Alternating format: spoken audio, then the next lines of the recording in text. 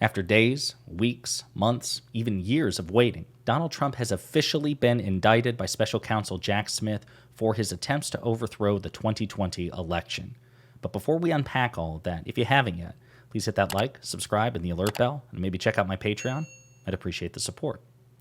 So, folks, this is a big deal, right? We have been waiting for this since January 6, 2021. In certain respects, we've been waiting for this for even before that, because Donald Trump's attempts to overthrow the election even preceded January 6th as we know it, and it's continued even after. So there are 4 counts, and let's get right to it. The indictment has been unsealed. There are 4 counts: conspiracy to defraud the United States, count 1; count 2, conspiracy to obstruct an official proceeding; and count 3, obstruction of an attempt to obstruct an official proceeding, both of which are relevant to the certification of electoral college ballots on January 6, 2021 by Mike Pence; and then conspiracy against rights. This is huge. To a lot of people, this is the biggest of the indictments against Trump. He was indicted by Alvin Bragg out of New York for potential campaign finance violations. He was indicted by Jack Smith a couple of months ago for the willful retention of national defense information. That's even more serious.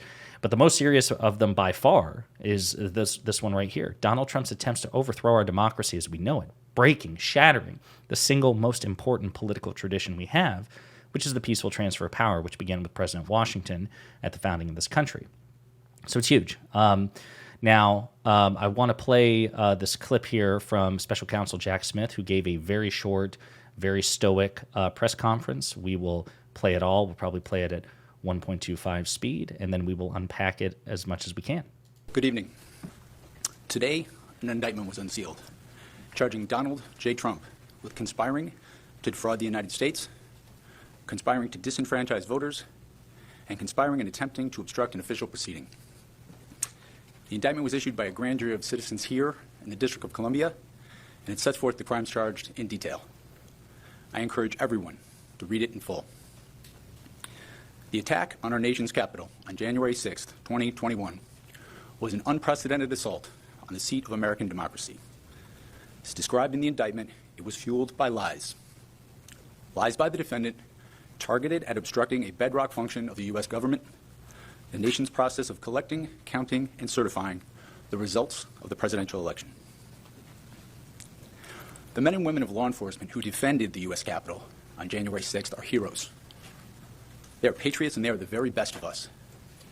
They did not just defend a building or the people sheltering in it.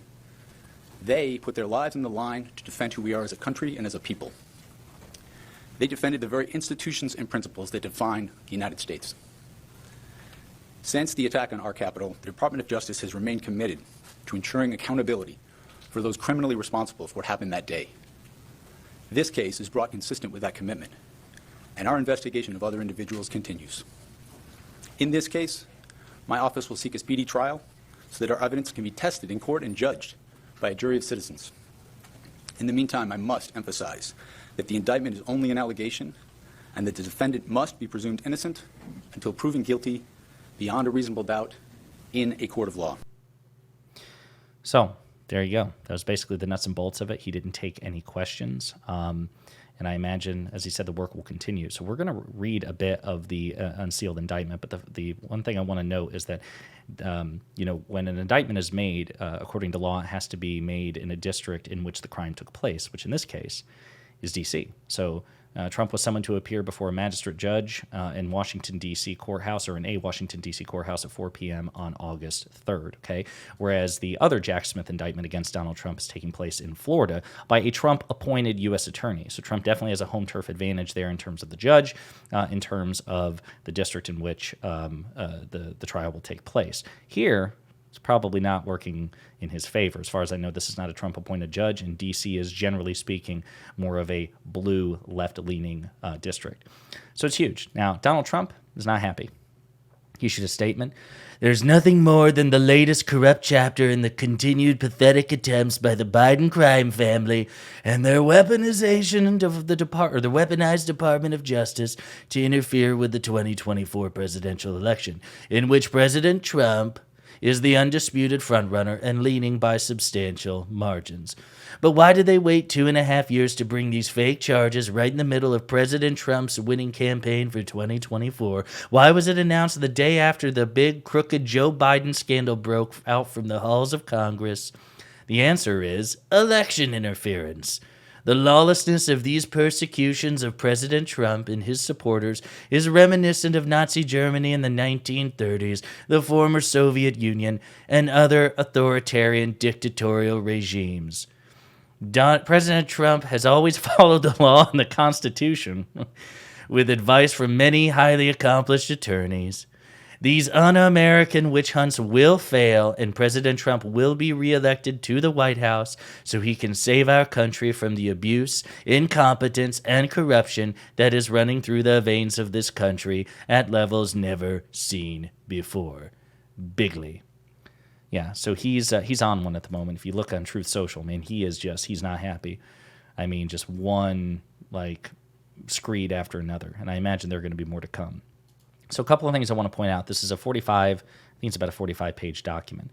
And it's the same sort of narrative indictment as was, the case in the willful retention of classified documents indictment. So it lays the case out here. And as a matter of fact, this is an unsealed indictment against Donald Trump. But very early on, what you see is that there are going to be co-conspirators, 6 co-conspirators that will also be indicted, presumably. Co-conspirator 1, an attorney who was willing to spread knowingly false claims and pursue strategies that the defendant's 2020 re-election campaign attorneys would not.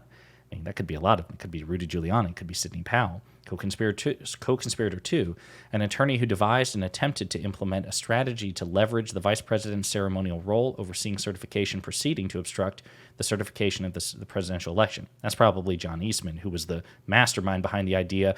Yeah, the founding fathers totally intended for the vice president to just take the ballot results and go, don't like these. I want somebody else to win. He was the brilliant constitutional scholar who came up with that. And 3, 4, 5, 6 co-conspirators total who are unnamed in this document. But what's also interesting, I think it starts on page 6, is it actually details in vivid detail the defendant's knowledge of the falsities of his election fraud claims. See, because so many people, so many desperate Trump apologists were like, listen, okay, yeah, maybe he was wrong, maybe he was reckless, but you can't prove that he knew that he was lying. Jack Smith seems pretty confident that actually, no, I can prove that he was lying. Not that that would justify anything he did, but if it's mens rea, if it's about the mindset, if you really want to try to say, well, listen, maybe Trump was just deluded into thinking the election was really stolen from him, despite all evidence to the contrary. Well, Jack Smith is saying, no, Donald Trump knowingly made false statements about the election. He didn't just make false statements, he made knowingly false statements. So he said the defendant, his co-conspirators, and their agents made knowingly false claims that there had been outcome determinative fraud in the 2020 presidential election. These prolific lies about election fraud included dozens of specific claims that there had been substantial fraud in certain states, such as that a large number of dead, non-resident, non-citizen, or otherwise ineligible voters had cast ballots, or the voting machines had changed votes for the defendant to votes for Joe Biden. Blah, blah, and it goes through in vivid detail. And again, these are allegations, right? This is just a summary of the allegations. During the trial process, we will see more by way of evidence. But folks, this is huge. This is big. Obviously we still have the situation coming out of Fulton County, Georgia, right? You have Fani Willis, who will very likely bring indictments against Donald Trump for his perfect phone call, guys. Fellas, just find me 11,780 votes. I mean, come on. I don't know why that's a specific number, but I mean, just find me the votes. Those indictments may be coming as well. So this is huge. Now, this isn't going to impact Donald Trump's popularity with the Republican Party. As a matter of fact, I imagine they're going to celebrate this in a weird roundabout way. They're going to be scared, but they're going to rally behind him. They're going to close ranks. And the other thing to remember is poll after poll after poll shows that Donald Trump really is, sadly, competitive still with President Biden for 2024. Now, things may change between now and the election, 15 or 16 months away, but that's still pretty dangerous. I mean, despite the political and legal odds stacked against Trump, and rightly so, because he's awful and corrupt and stupid and a criminal, the American ecosystem is heavily advantageous in certain ways towards the Republican Party. He's still competitive. This man could still become president. So be vigilant.